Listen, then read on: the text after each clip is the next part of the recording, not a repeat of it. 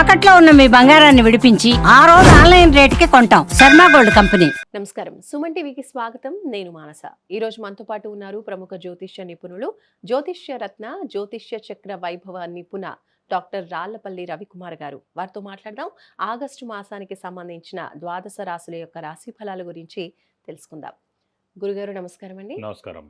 గురుగారు, ఈ ఆగస్టు మాసంలో ద్వాదశ రాశులకి సంబంధించి ఏ ఏ రాశికి ఎలాంటి ఫలితాలు ఉన్నాయి అనే విషయాలు తెలుసుకోవాలనుకుంటున్నాం.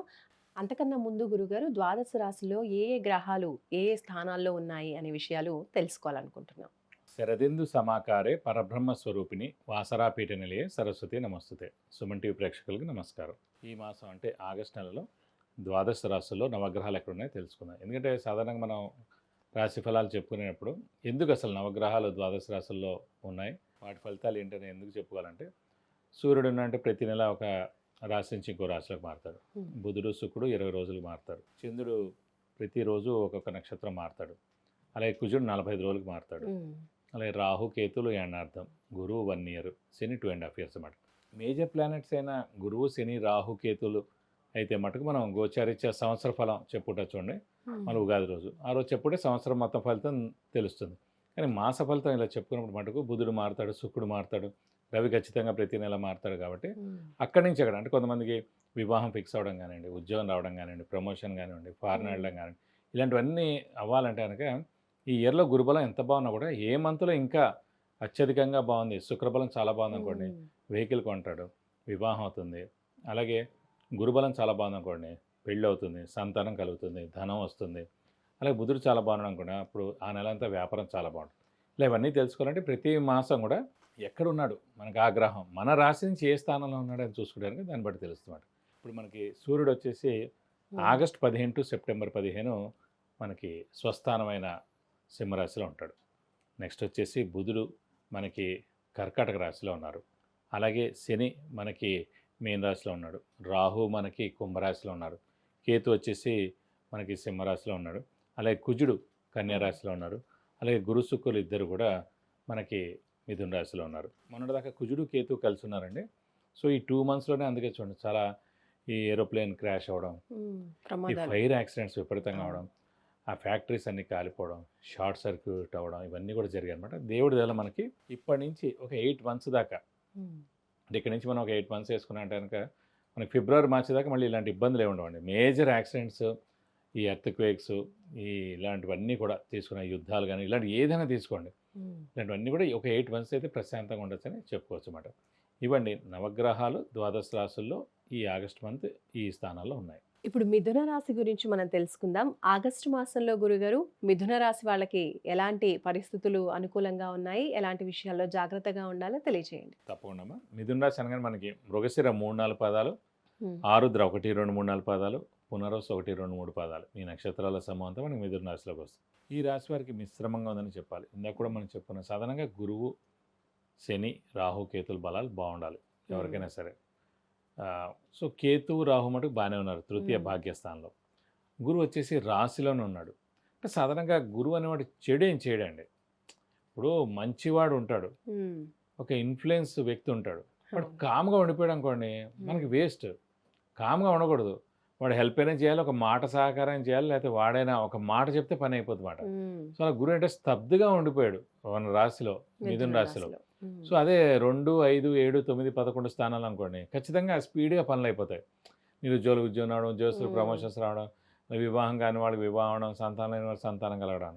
సో ఈ రాశిలో ఉండిపోయాడు. ఇంకా లాస్ట్ ఏడాది ఏమో 12వ స్థానంలో ఉండిపోయాడు, అదొక ఏడాది పోయింది. ఇప్పుడు రాశిలో ఉన్నాడు. ఈ ఏడాది అంతా మిశ్రమంగా ఉండి ఇలాగ అయిపోతుంది. సో గురుబలం లేకపోవడం అలానే, స్తబ్దుగా ఉండిపోవడం అలానే, బద్ధకం పెరిగి ఏ పనైనా సరే తర్వాత చూద్దాం, పోస్ట్ పోన్ చేయడం, డిలే చేయడం, ఇలా అయిపోతుంది అన్నమాట టైం అంతా. శని వచ్చేసేమో మనకి దశమ స్థానంలో ఉన్నాడు. సో దశమ స్థానంలో శని ఉంటే అప్స్ అండ్ డౌన్స్ లైఫ్లో ఉంటాయండి, ఎక్కువ అప్స్ అండ్ డౌన్స్ లైఫ్లో ఉంటాయి.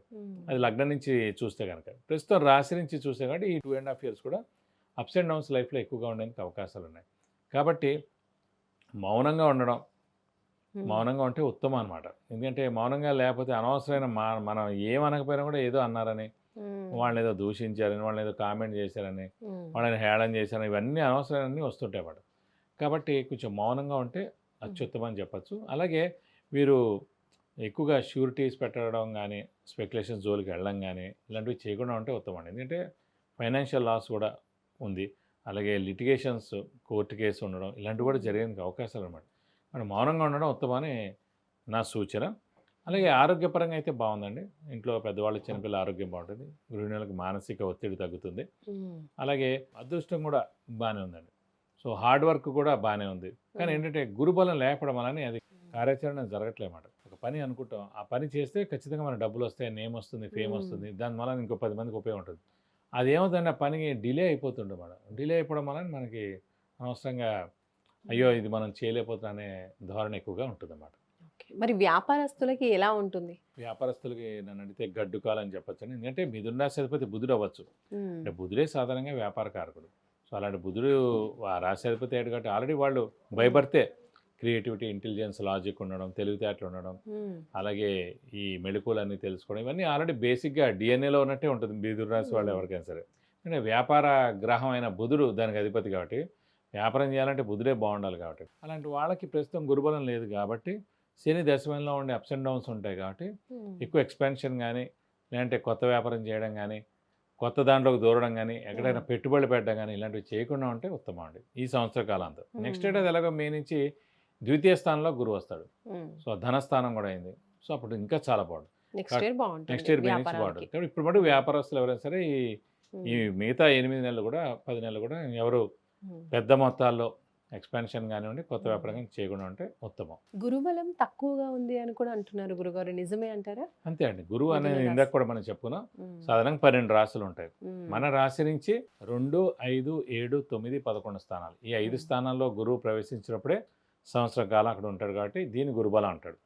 ఈ సమయాల్లోనే మనకి ఏం జరిగినా కూడా వివాహం కాని వారి వివాహం, సంతానం లేని వారి సంతానం, నిరుద్యోగులు ఉద్యోగం రావడం, ఉద్యోగస్తులకు ప్రమోషన్స్ రావడం, ఫారెన్ టూర్ విజిట్స్, అసైన్మెంట్స్, గృహయోగం, అలాగే కారు కొనడం, అలాగే పిల్లలు మెయిన్ మంచి అభివృద్ధిలోకి రావడం, ఇవన్నీ జరగాలంటే కూడా అన్ని గురుబలం ఉన్న టైంలో జరుగుతాయండి.